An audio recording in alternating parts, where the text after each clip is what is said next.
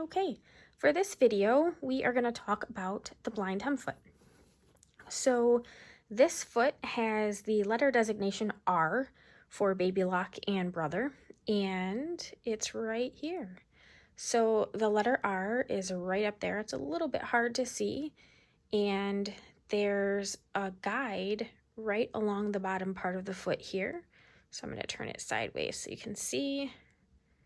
There we go. So that little guy right there is on the foot, and it goes all the way through. I'm going to flip it upside down here so that you can see it goes through where the needle is going to go. So I'm going to place this on my machine. You are going to select a special stitch on your sewing machine. Your sewing machine is really smart. It will actually tell you to use the particular letter or number designation. If you are using a different brand of machine, it will usually tell you right on your machine that this foot is special. So it always goes right to that. I'm gonna have to thread my machine here. There we go. So normally when you do a blind hem, you would use thread that matches the fabric color so that you can't see it, hence the word blind. In this instance, I'm going to use white thread with my purple fabric here so that you can see the contrast. You are going to want to make sure that you are using a needle that is appropriate to the type of material that you're using. So I have a Schmetz Microtex needle here. I'm using 100% cotton fabric. I'm going to demonstrate the blind hem stitch first on just a regular flat piece of material because it's a little easier to see how the fold works. And then we'll talk about how to fold that for a pant leg so that you could actually do this on a pair of pants if you wanted. The blind hem stitch is not a delicate hem. It needs to have a little bit of substance to it. It needs it for the weight to hold the hem down, and it needs it so that the stitch has enough material in order to perform the blind hem part. So how we prep our fabric, I'm going to turn this one over first. We are going to, so I've got a raw edge here, so I'm going to fold the fabric 2 times. So my first fold and then my second fold. So now I don't have a raw edge, so I have 2 clean edges here. And so I'm in a double fold. And then the tricky part is that the bulk of the fabric, so if this were your pants, this would be, this side would be where your waistband is. So this side, actually, we need to flip this side under. And so it flips under and forms a little pleat, if you will. So this is still the bulk of my pants. This is now the wrong side of my pants or whatever it is that I'm working on. And then this was that inside fold, okay? So I've got the fabric. You can see the raw edge is hidden underneath this. So get this nice and folded. All right, and then this is going to get placed underneath the foot.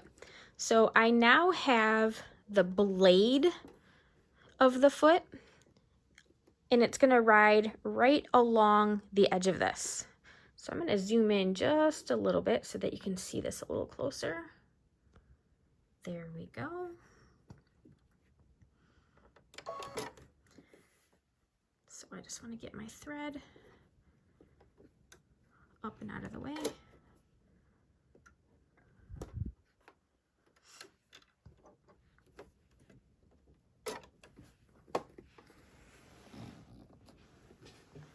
Get to my foot pedal here.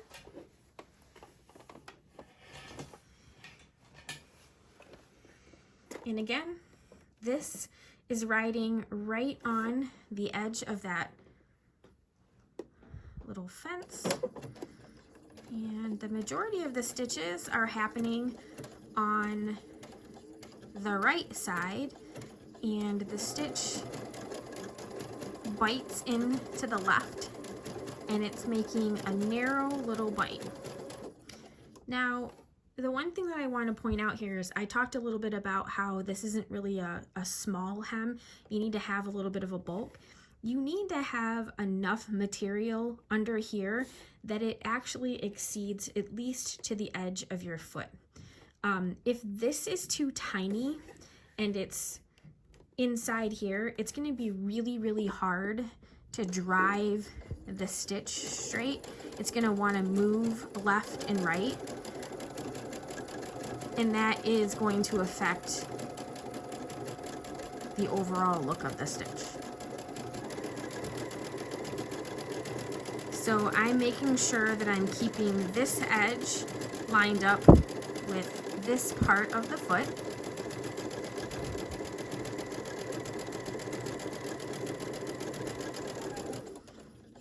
Okay, cut my thread, and we'll zoom out just a little bit. There we go. And you can see here is what the blind hem looks like. So most of that stitching was done on that little edge, and you can see these little V's or hills. They're ever so slightly just nipping in to the edge of that fabric. So when I flip this around, so this is now the right side of my pants or my curtain or whatever, and I press this out, and you can see the little white specks. Those white specks are those little bites in. And if that were purple and that matched my fabric, you would not be able to see this hem. It would be invisible. So you would have a nice, delicate hem that doesn't have a lot of bulky thread. So this is why we call that the blind hem. So if I actually have something that is round, so I realize that this is a really small pair of pants here, so you'll have to just bear with me. But I've got my pants, all right? So I've got my seam, my leg seam, and this is the bulk of the rest of my pants. So right now I have them inside out. So what I need to do is I need to know where I need to hem the pants to. And again, if my edge isn't finished, you could take it to your serger if you have one and finish the edge so you don't have to do the double fold. But in this instance, I'm going to do the first fold here, and then I'm going to do my second fold. All right, and then I would want to make sure that I have that pressed so that it's nice and crisp for me.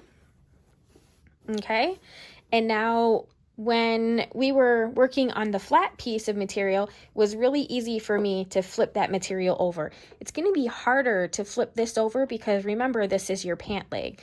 So what I like to do is I am just going to ever so slightly fold this back, right? And then I'm going to take my pins and I'm going to pin this. And I'm going to do this all the way around. And so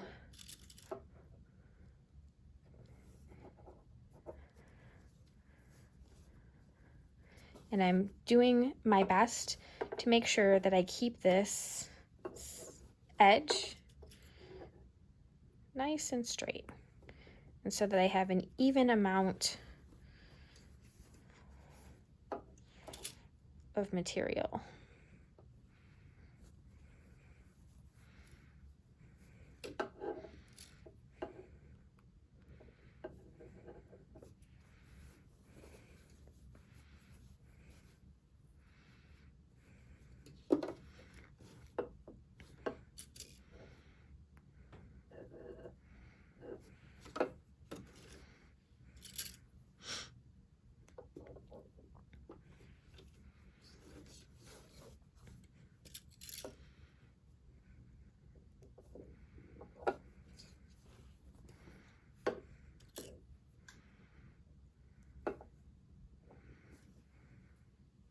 And then you could take this over to your iron and give that a good press, or you could finger press it.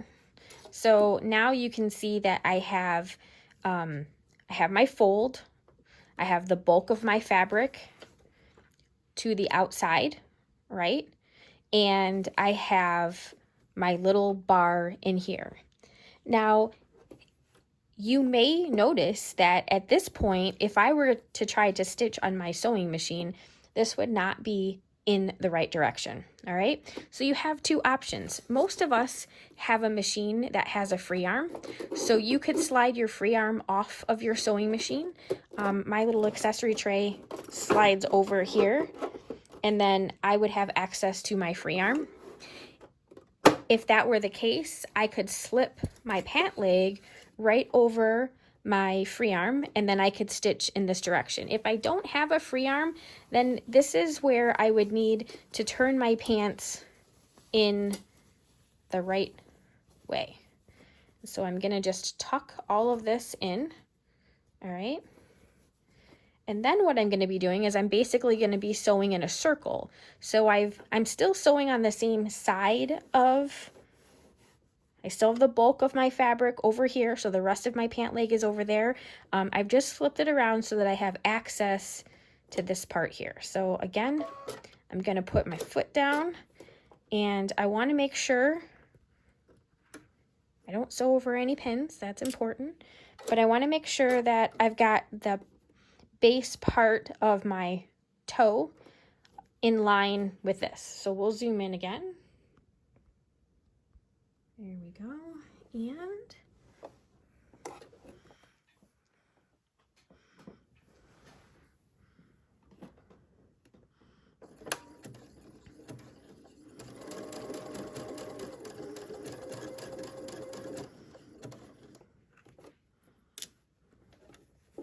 I'm just going to be working on keeping that nice and flat and straight.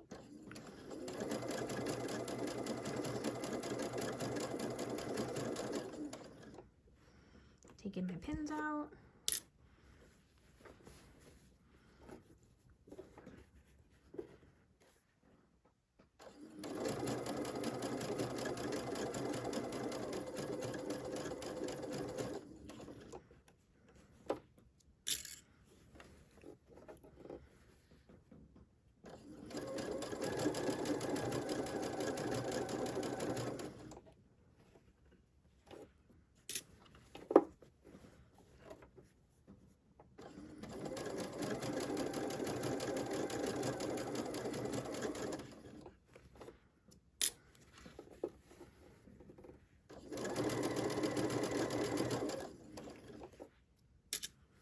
Almost back.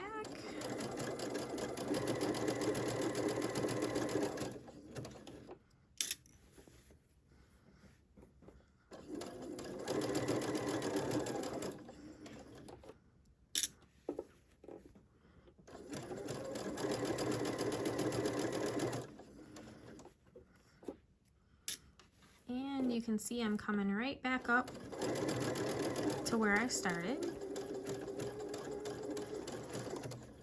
Now to finish your seam, you have a couple of options. If you have a machine that will allow you to lock the stitch in place, you could go ahead and lock your stitch in place. You could also just overlap your seam ever so slightly. So I'm gonna let my machine lock in place there. And I'm gonna trim my thread. And I'm gonna flip my pants around here. So there we have our delicate little stitches. So that is how we would do a blind hem on a pair of pants or a dress or a curtain, anything like that. We would just fold our fabric up the 2 times. So we'll do that again over here. So we would fold our fabric up 2 times.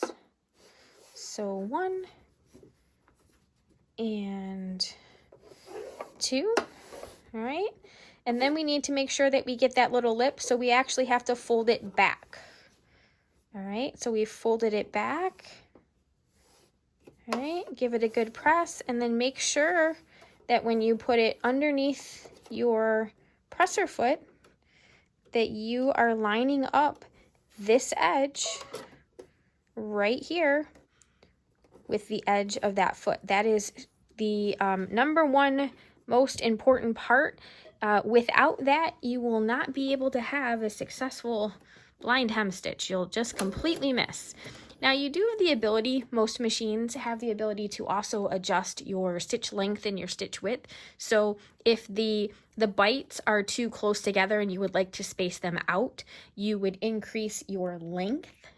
And a lot of times you can move your width so that you can get a slightly bigger or a narrower bite. And that just might depend upon the thickness of the fabric. So if I make this really narrow here, so I know this isn't going to be straight anymore, but I'm making this a little bit more narrow here.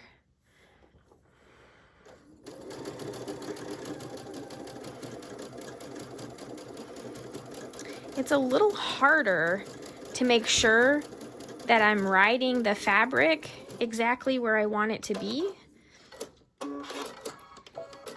And you're a little bit more likely to skip, which is kind of what happened right there. So when it nipped over, I didn't have it in exactly the spot that I needed it to because the fabric shifted a little bit and then I missed. So that's oftentimes what happens when the space over here isn't big enough. So I hope this video helps, and I hope it helps explain what you're going to be doing for your blind hem. I'm going to move the camera ever so slightly here so that you can see my machine screen here. See if we can get a good picture of what that stitch looks like. So it's a little hard to see, but it looks pretty similar to what it looks like when we actually stitch it out. So I hope this helps. Bye, guys.